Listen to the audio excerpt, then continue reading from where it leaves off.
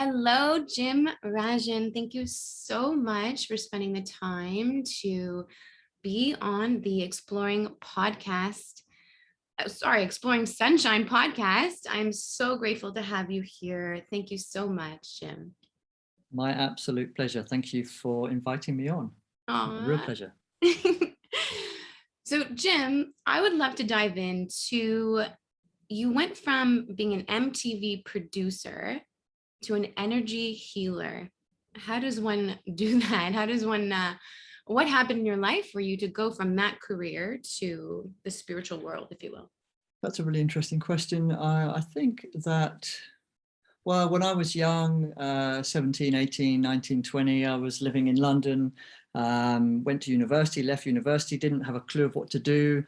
I think kids, they kind of go to university with this idea that you'll come out of university and the world will be your oyster, and it wasn't like that at all.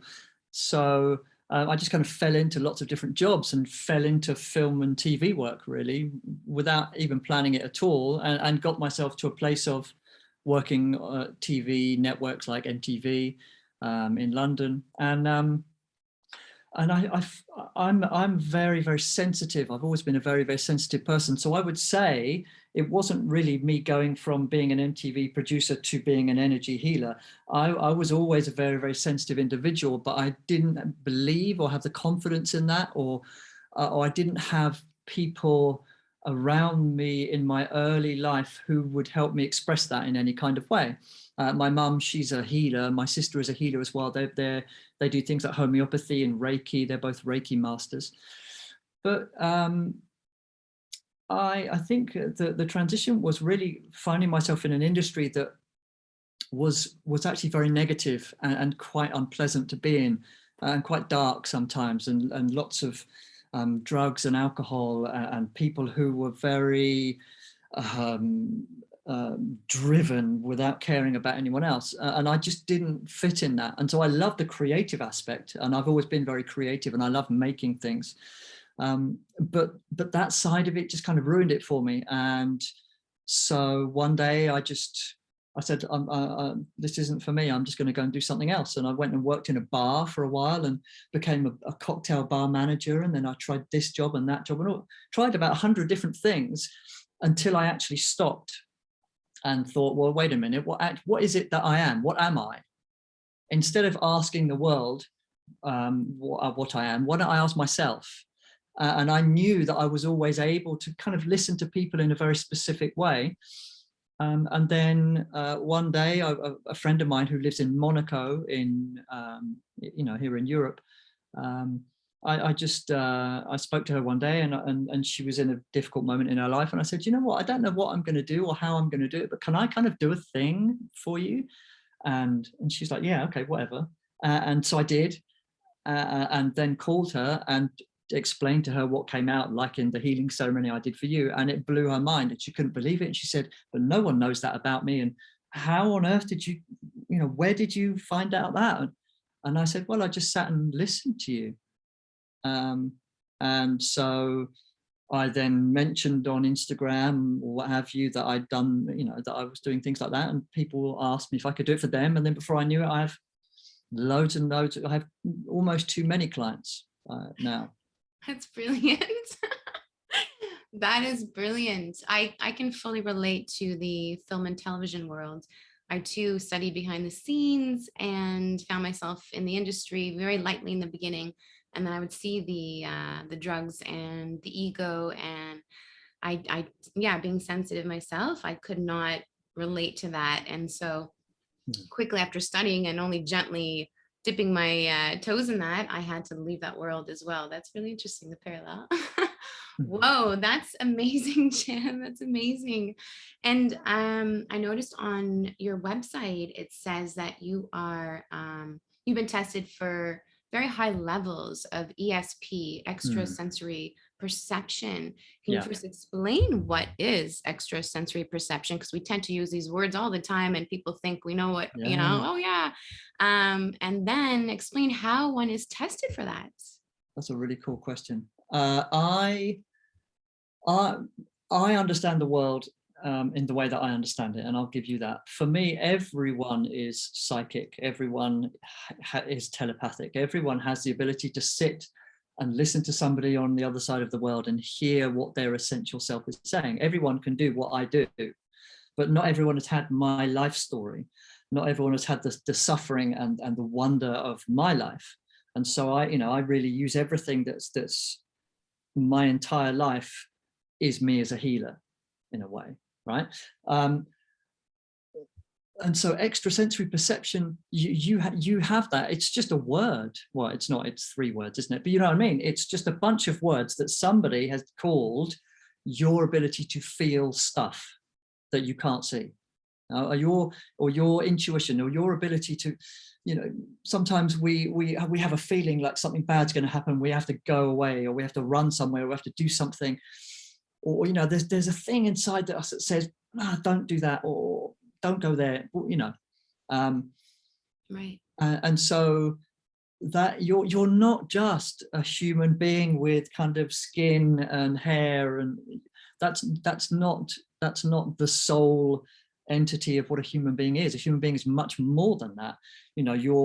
For me, your auric bodies, or your energetic bodies, or whatever you want to call it, the subtle bodies of a human being doesn't just finish here. It kind of goes out for miles and miles and miles. So everyone is connected. And I don't mean that in some kind of hippie new age way that we're all connected. But for me, that's a fact. I don't believe it. I know it because I work with that every day, and that's what it is. And every time I work with a new client, I'm amazed, but at the same time, I'm like, yeah, that's what it is. How do you test someone for that? Well, my daughter Lua, she's very similar to me, and she has very specific kind of learning challenges, and she has all kinds of people that help her. She has these 2 people. They're a couple. They're amazing people, and they do kind of ophthalmology. It's kind of eye therapy, and I've been with them, and they asked me if they could test me, and they did various things, including writing things on a piece of paper and then hiding it somewhere in another kind of space where we were, and asking me what was on the piece of paper. And I didn't just give them the words, I gave them the whole story of why they'd written the words down. And they weren't kind of flabbergasted like, wow, incredible. They were like, right, yeah, to be honest with you, we see that in you. You have that, but everyone has it. I may have developed it, or life has forced me to develop it through, to be honest with you, quite a lot of challenges and difficulty, where I've had to go past the life story of Jim and the personality, and go much deeper in that, and really understand myself. So there is no difference between you and me, just like there is no difference between you and the Buddha, or Jesus Christ, or Mahatma Gandhi, or pick any kind of leader of people. There's no difference whatsoever. You've just been trained or conditioned that you're a little human being that doesn't have any power. Yes, and I want to get into that one in a little bit. That's so true. I love that. You're a distance healer. And you connect to one's base frequency, I read. Explain how, can you kind of explain, you were in general explaining it. Is it this feeling you get inside of you? Are there visuals? Are there images? And as well, this body that we have, is it a soul or a spirit that's residing in it? Is it both, either or? And then are you connecting to our higher self / purest essence? Are those the same thing? When you connect with people, is it Jim connecting with people? Is it your higher self connecting to my higher self, or my purest essence? How do you do it? Explain it all, Jim. Yeah, okay. So first of all, the connecting to a person's base frequency that's not actually my words. I started working with a young guy in New York, and he said, you know what you do? You do this. You connect to a person's base frequency and help it realign, and then relay back to them what comes out. And I was like, you know what? I've been trying to find a way of explaining it, but it's that. And so everyone has an essence, you know, you can call it a vibration, a base frequency, an essence, you can, a soul, a spirit, whatever. And you can go down a lot of religious routes to try and explain what that is. But I don't know if that actually helps you. Okay. I think it would be better if each person makes their own decision of what that actually means. There is no separation. There is no separation between your body and your spirit. You know, for example, there's no separation between mind and body. If I took away your mind, there would be a problem, wouldn't there? No, you wouldn't do it. You would be a vegetable. No, I wouldn't be having this interview with you. Exactly. So therefore, you are a spiritual being just as much as you're a human one. Yeah. There are so many levels and layers to human beings. Just because science hasn't worked out how to define that and therefore says it doesn't exist, doesn't mean that that has any value whatsoever. Right. So how do I do that? And what happens when I do a healing ceremony? Well, I sit and I have all kinds of things. I actually do a ceremony. I'm a musician, a music producer. I have all kinds of musical instruments. I play the banzuri flute. I often use a tempura, which is like a drone instrument. And I just sit and get out of the way. I literally just get out of my own way and I don't even intentionally connect to a person. I just sit and listen. And I get ideas and images and words come out and feelings or little mini movies. Often in your one, there were a couple of little mini movies, and I just find myself writing things down. And then I think the most important thing is that I then interpret that to you in a way that you can actually understand it, because I could just sit down and read off what I've written down and it would just be a mess. No? But I'm not saying that I can feel you, because that sounds kind of new agey, and things like that get used too much. But I have developed my own awareness to a place where I can, I feel like I kind of understand the person in a certain way, and therefore it's important that I give the information in a particular way to each person in a different way. I don't know if that's answered all of the questions. There were about 5 questions in one. Yeah, no, absolutely. Yeah, that's brilliant. And when you connected to my base frequency, you mentioned that it was fairly easy to do so. So is it not always easy, or are people's frequencies? Yeah, what happens there? If I said to you, right, well, I'm a distance healer, I'm an energy healer, and it's a very, very difficult thing to do, and you wouldn't be able to do it. That's a complete non-truth.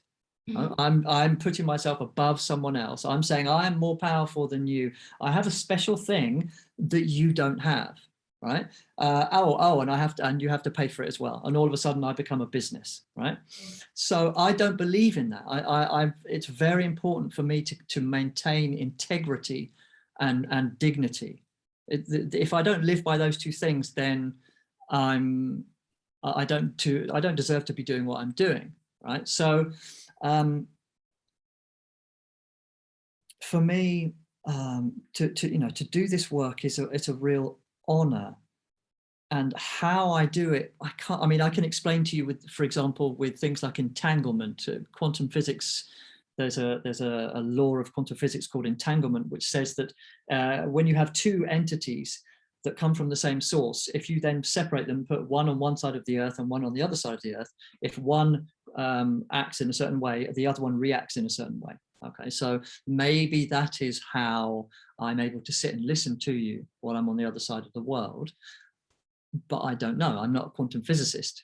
I'm just using that as some kind of way of helping you understand. Right. To be honest with you, the core of my work is really about the fact that you are this incredible individual, that you have amazing qualities and amazing powers, but not power in a kind of masculine way, power there is great resilience and strength and wisdom within every single human being. But you have been taught something else. You have been taught the opposite of that. In fact, a lot of the videos I do on Instagram are about conditioning, about how you've been conditioned to think that you're not this and you're not that, and you can't do this and you can't have that. And famous people get stuff you don't get, and people who are rich have a really cool, wonderful life that you don't have. And all the famous, wonderful, rich people, they never have any problems, but you do. But it's actually the opposite. A lot of the famous people or rich, well, rich people who are well off that I've worked with in my life were some of the most miserable, really some of the most miserable. So I have forgotten your question, but I don't know if that answers it or not. Yeah, it's just basically because, you mentioned how for me specifically, I was so open Yeah. to receiving. Yeah. So it's easy. It's easy because it's something that it's not a difficult thing. If you, for example, if I tell you to believe in something, believe in God, right? Okay, so you don't go and believe in God. And then somebody else comes along and says to you, no, don't believe in God, believe in this other thing. And you go, oh, all right. Yeah, okay, so I won't do that. So belief is something that can be removed from you very quickly. But when you know something in your heart, you know it, it just is. And so I know that the work I do can be done by anyone, but that person would need to have really taken themselves in their life to a lot of extremes, and also to a lot of to a place of real understanding of themselves. Mm. Yeah, it was very easy to connect with you, but that doesn't say anything. I mean, is it ever difficult to connect to people in a healing ceremony? Not really. I just go on trust. I really go on trust. Okay. And the work I do is something very personal, and often really deep, painful things come out. It's very important that I then deliver what's come out in a way that is of value, instead of saying, "Oh, this horrible thing happened to you," and make things worse. Mhm. It wouldn't help if I made things worse. It would only help if I helped somebody actually evolve and grow. Right. And are you able to see if someone's in a state of depression? Is there certain energy frequency that you're feeling that oh, in this case and that person, they all are suffering from depression, and this is how I know for certain that that's the case? Are you able I to? don't know. I don't know.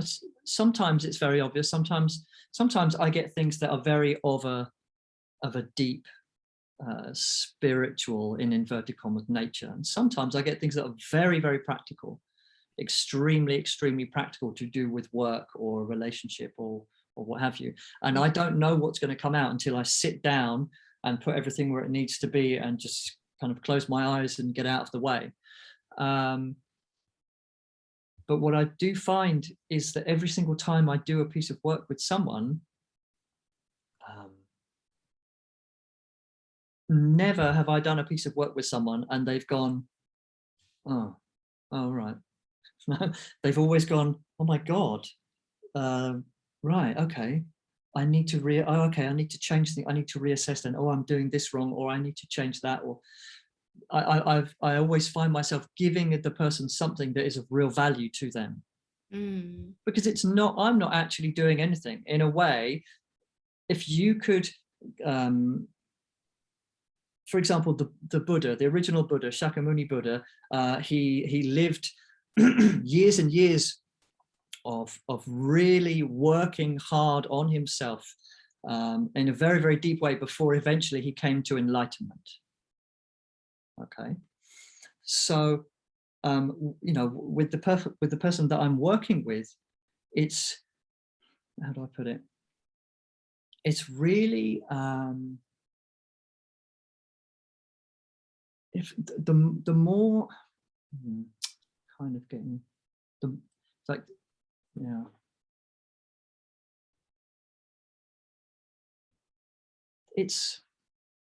This work is so kind of difficult to explain.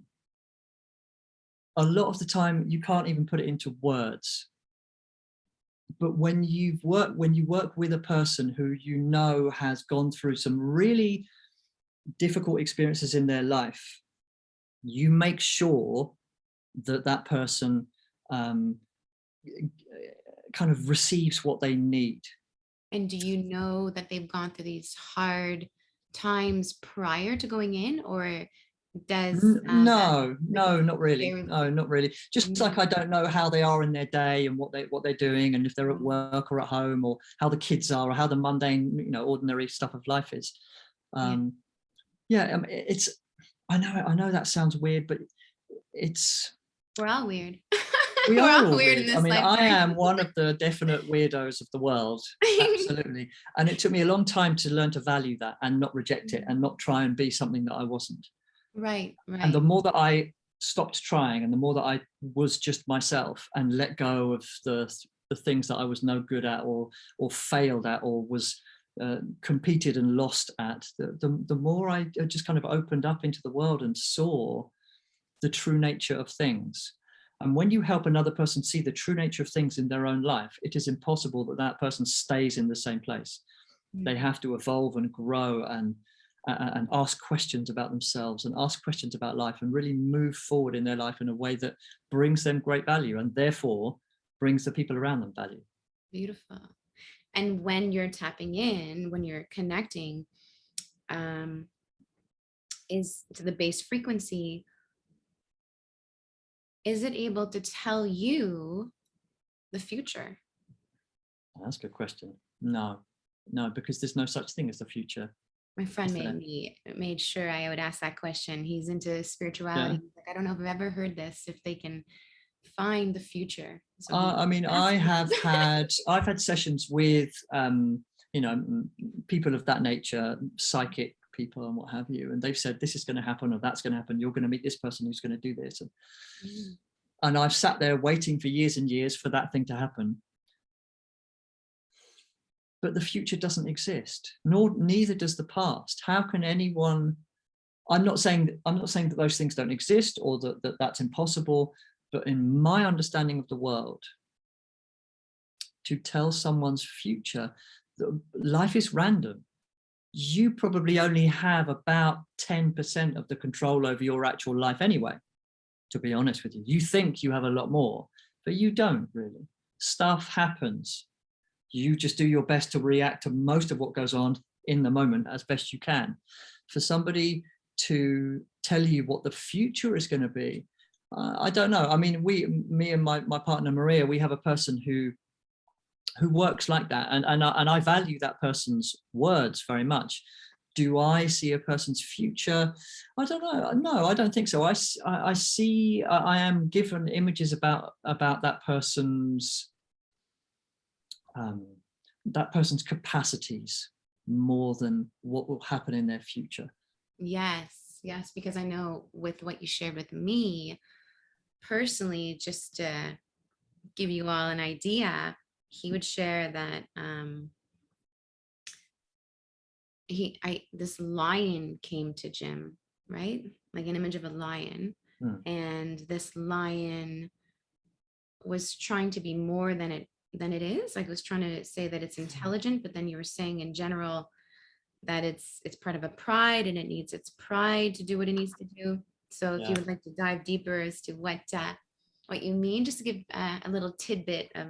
Yeah. So what came out with you is that a lion that's being forced to be intelligent. Okay, so that's what happens to lots of people in the world. We are forced to use intellect and be intellectual. We think, well, I have to. Oh, I go to school, then I must go to university. After university, I must have a master's degree. After a master's, I have to do a doctorate, and only then will I be of use. Only then will I be better than everyone else. No, only then will I be of value to the world. But no, you were probably of more value to the world when you were a child and just creating and playing with sticks in the garden than most of the adults who've just been taught to destroy. And it's not their fault. It's no one's fault. No one is a bad person. There are people who have fallen foul of their conditioning. No, but yeah, and so that came out with you. Um, but every word of that is really important. A lion, what are the characteristics of a lion or a lioness? Mhm. These are really powerful animals, but they have been abused by human beings a hell of a lot and exploited. and damaged. Human beings, there is a need in human beings to destroy quite a lot, isn't there? And so what if that lion let go of the fact that things are being required of it, and it just lived itself? And every action you took and every word that came out of your mouth and every thought that you actually decided you were going to think came from that place of, of the essence of you, which is very lioness, which is very, it needs its pride. A lion is stronger in a pride. Yeah, it's a fierce animal anyway. If you put you and a lion in a room, there would be a problem. But in its natural habitat, it needs its pride. They work together. And so it's, there's so much in each image that I get from you. There's so much in there. Instead of just saying, well, a lion, the lion itself, what's actually happening to the lion? Where's that going? How does that lion, do you know what I mean? Well, I mean, how did that feel for you? Yeah, no, I agree with the fact that I'm all about teamwork and my friends, and I believe that we can do so much when we help each other, and knowing that I can rely on someone and they can rely on me. I'm all about that. So I can relate to that aspect. And with the lion trying to be more intelligent than it is, or trying to be something that it isn't, yeah, I'm still sitting with that to wonder what that. I mean, for me, the intelligence thing is more like an intellectual thing. You obviously have a very bubbly personality. You're the kind of person who makes things happen. You like to be in the middle of the thing that's going on. You're not a reclusive, introverted person in any way, are you? No. So how what came out in your piece of work actually fits you in your life? It's going to propel you forward. The more you sit, because I always say, and I said this to you, listen to the audio messages that I've sent you lots and lots of times, because what many people do is they'll listen to the audio messages once, they'll take some notes, and then they'll just read the notes a couple of times, and then I'll see them in a month, a month later. But when you actually listen without even listening, the intellectual response goes, like the mental response, the requiring and understanding goes, and also the need to be fixed goes. Well, if I understand this, I'm fixed, therefore I can relax and just chill out again. No.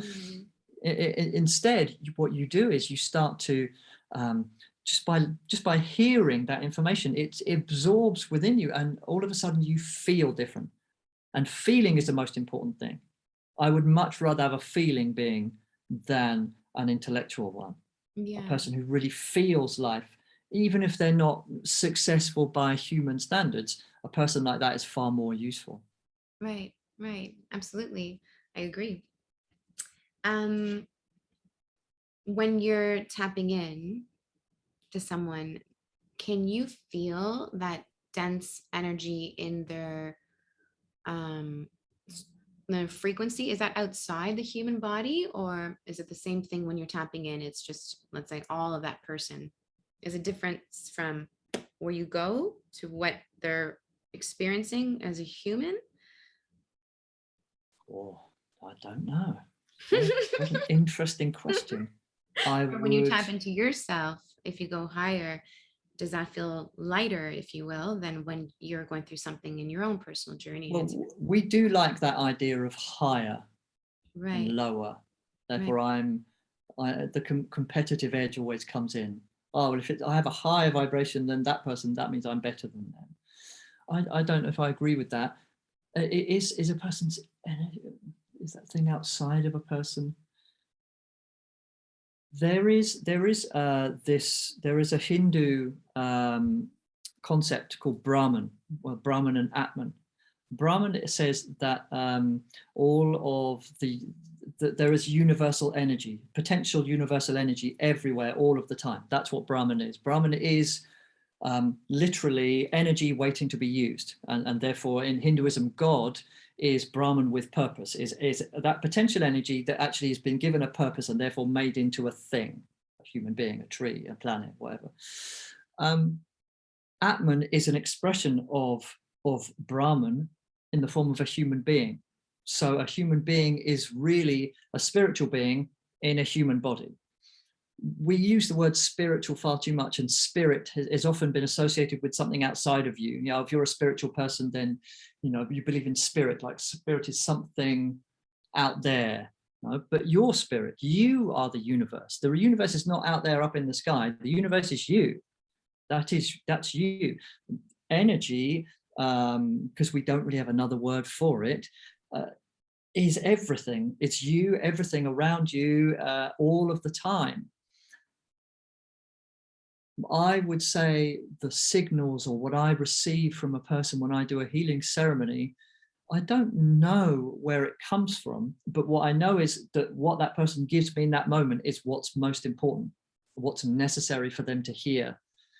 It's really important that I deliver it to them in a way that is of value.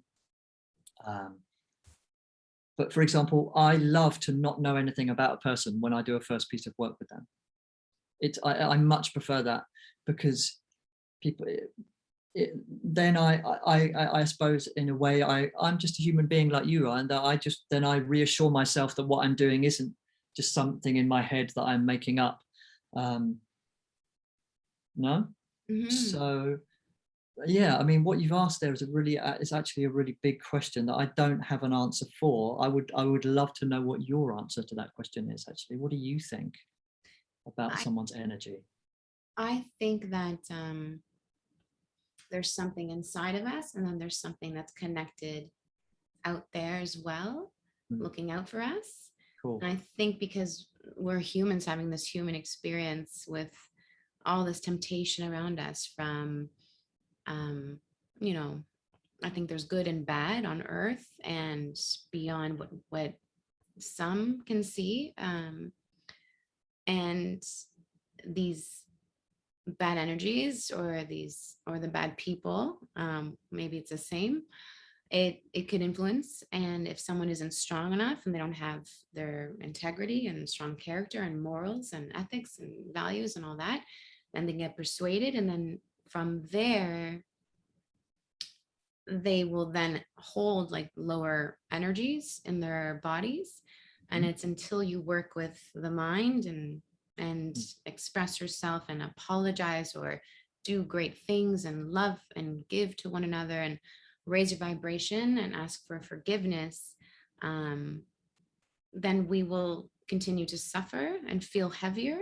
But I know personally, whenever I better myself, whenever I feel better, whenever I'm doing good deeds, whenever I'm letting go of things and being a kinder person, I feel lighter in my body.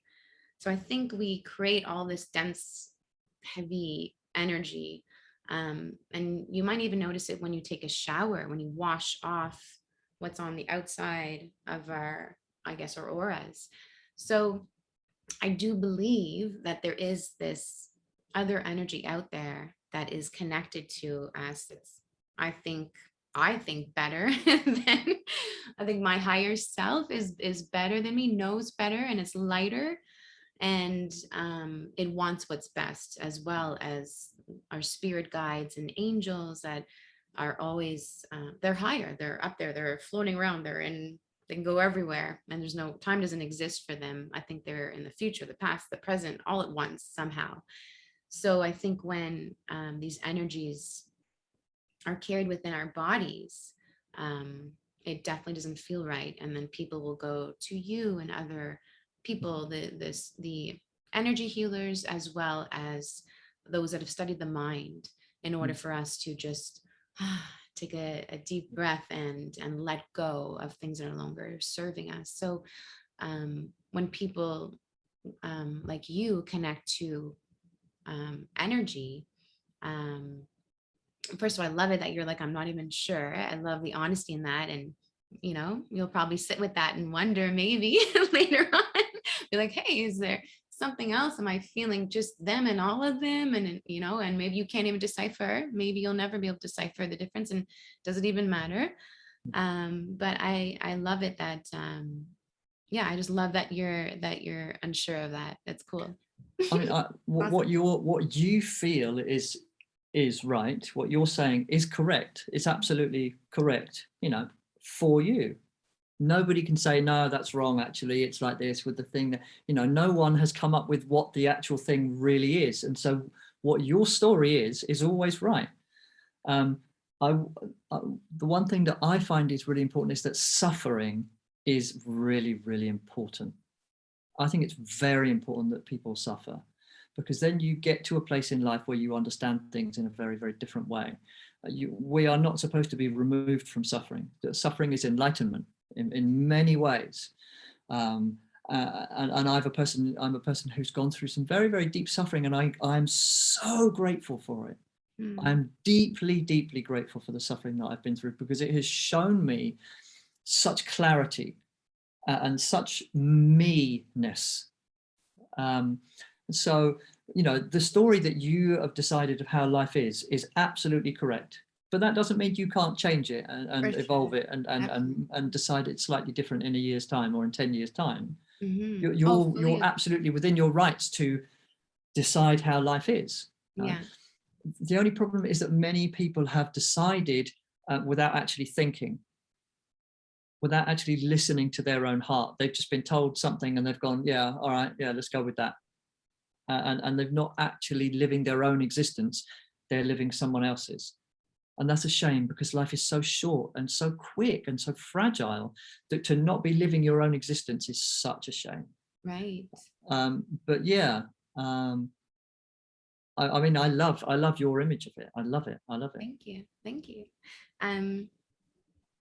How does one find their gift or their purpose? And are you able to help them with that?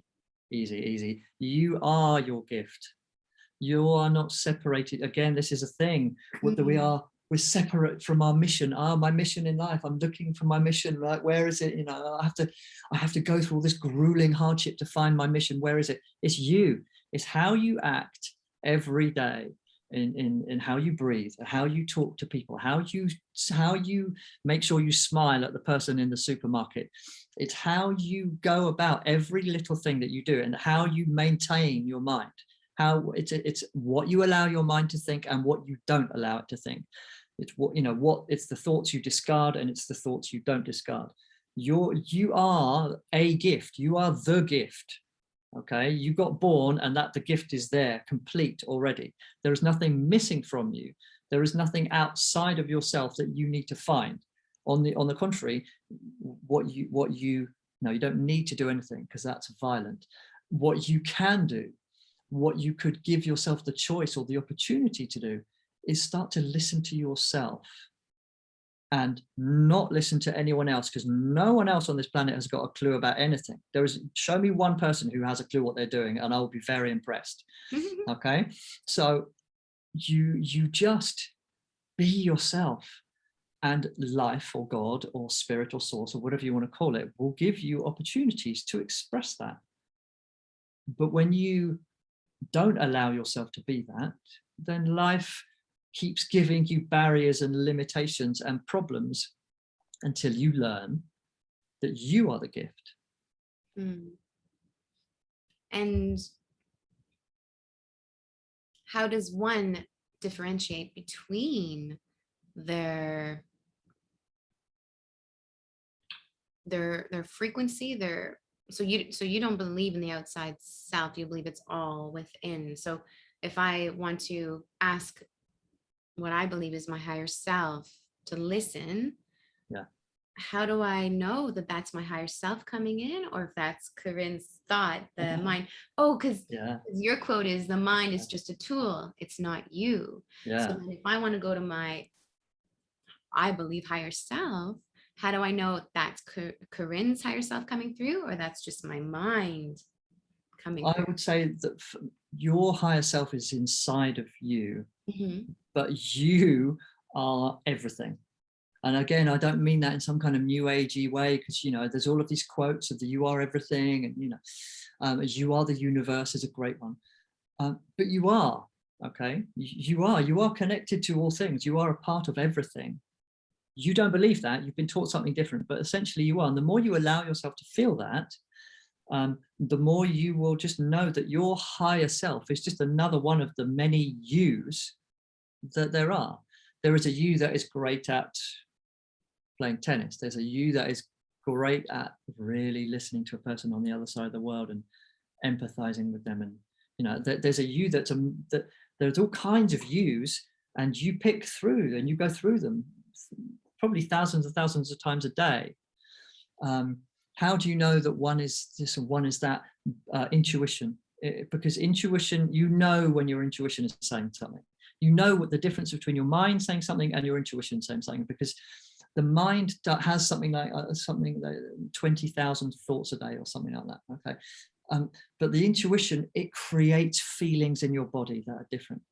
The mind tries to do that because the mind really comes from a place of wanting to survive, and therefore it makes sure you don't do anything dangerous or bad, or the mind is a limiter in a way. It keeps you safe, and that's really wonderful. But the you that you would like to call maybe higher self or whatever, there's a million ways of calling it, that's this like huge football stadium size thing around the mind, which is the football on the floor in the football stadium. And so it's just a case of spending time with yourself, like the messages we had after your piece of work. How often do you actually spend time with yourself without doing anything? So without listening to anything, watching TV, playing with your telephone, thinking. The more one connects to one's intuition, the more your life will just be the most incredible thing. That doesn't mean it won't have problems or difficulties or challenges. You will always have that. You have to have a balance between light and dark, always. That's what a human being is, okay? We can't take away one and everything is magical at all. You need suffering, you need difficulties. But at the same time, it's how often do you just sit with yourself with a pen and a notepad and maybe a candle lit for a specific amount of time every single day without fail? No one does that. We all do meditating, or we do yoga, or we do a thing. Or we do. It's very, yeah, but it's very difficult to just sit there and be you and just listen to yourself and go, God, I feel amazing today, or God, I feel awful today. But it's okay. It's okay that I feel awful today. Maybe I can do something with that. Often the feeling awful is when you're in your most creative moments. Genius often comes when someone just died, or when something really horrible just happened, because you connect to your higher self, or your deeper, your base frequency, whatever you want to call it. You connect to your essence. You see the fragility of life and you go, oh my God. And then all of a sudden your mind got kicked out of the way for half an hour and you had this brilliant idea. So would you say your daily ritual, your daily spiritual practice? Are you going within, and does that help you keep your life stable when there's ups and downs and all around? Yeah, I have to have a really brutal, disciplined regime. Otherwise I'd get lost, because I'm very, very sensitive. I mean, even food affects me. I'm very, very sensitive. And so I have to really take care of myself. I have to take care of my body. I've had a chronic illness all my life. And so I have to exercise. It's really important for me to maintain strength in my body, which strengthens my mind. And in doing so, that strengthens my body. It's important that I just sit and outpour and allow outpourings on a daily basis. Yeah, if I don't do that, I just get lost and I forget who I am, because you've got so much sensationalism. For example, you pick up your phone and you press the button that's Instagram, and all of a sudden 5 minutes later you don't even realize that you're looking at some video of somebody. Sure. So that's fine, it's wonderful. I do that myself. I'm a content producer as well. But you know what? If you don't start with yourself, I always say this, that nothing exists until you do. And most people don't even know that they exist. The majority of people have no idea. They just live from one concept to another. They just go from one feeding ground to another. Yeah. Escape. And that's okay. It doesn't mean that they're bad people. They just haven't stopped and sat with themselves and gone, okay, how am I today? I don't even know. Sure. And with the younger generation and the flashing images and the constant need to be entertained and programmed. It must be so challenging for them. I can imagine, especially because me being, 40 years old, I didn't grow up with a smartphone in my hand. Thank God for that, because Uh, right, imagine not being alone with your thoughts. And it took me, I don't know, it wasn't until my mid 20s that I would challenge myself to just be alone in silence without a song on. And so I think that is, yeah, that's something that's so important that you're saying, is for people to really stop, no distractions, and just be with yourself. And if it's uncomfortable, that's okay, because yeah, you have to challenge yourself to grow, and that's such an yeah. important thing. Yeah, I would say that things like it, the problem is not the telephone. You can't put the fault on the telephone or the Instagram or the Facebook or the social media. It's not that, it's not their fault. The fault comes from your own ethic. And generally, you've received your ethic from your parents, who, while we have this image of our parents as a kind of two stalwarts in our life, they're just two people who didn't have a clue what they were doing when they fell into life. And their information came from their parents, who also had no idea. And so, for example, my daughter, she's 12. She's already talking about she wants a telephone. She's really teenager-ish. Um, it's not for me to go, no, you can't have a telephone, because that's going to make her want one even more. It's for me to find a way that she understands that there is an ethic that she needs to live by, where, yeah, she can have a phone and she can use Instagram and she can do all these things or whatever, but that she understands that her life has reason behind it, and that she's not just a cow here to graze in the field of life. beautiful, lovely. I love it. um yeah, I got through, we went through a lot today, and I really appreciate you taking this time. And I would love to know, how do people connect with you? What's the best way? Is it through Instagram, email? Yeah, to just come and find me on Instagram. I do daily videos about all kinds of different things, I mean, I'm also a teacher on Insight Timer, and we do weekly live visualization workshops, because visualization is such a powerful way of directing one's life. But yeah, just come and find me on Instagram at my name, at Jim Rajan, and I am one of the weirdos who likes direct messages. So yeah, following a person, of course, that's wonderful. We all follow people all the time, but come and say hi. There's no problem with that. When we showing oneself is a great skill that many of us have not learned how to do. So yeah, come and say hi. That's what I did to Jim. I just said hi, and I asked him to be on my show, and he said that he would love to. And I had a reading, and it was incredible. So And thank you. how did you feel? How did you feel in your heart after the piece of work? Um, I had to sit with it right away, because I know when I contacted you um, shortly afterwards, I I appreciated it. Then I reflected on it, and it felt a little heavy in the heart, because there are clearly things that resonate that I have to look at and reflect upon. And then later, because Jim sprinkles in such beautiful positivity, and he's really empowering the way he does it. So even though there are some things that one needs to work through or look at, he does it in such a light way, and I really appreciate that, Jim.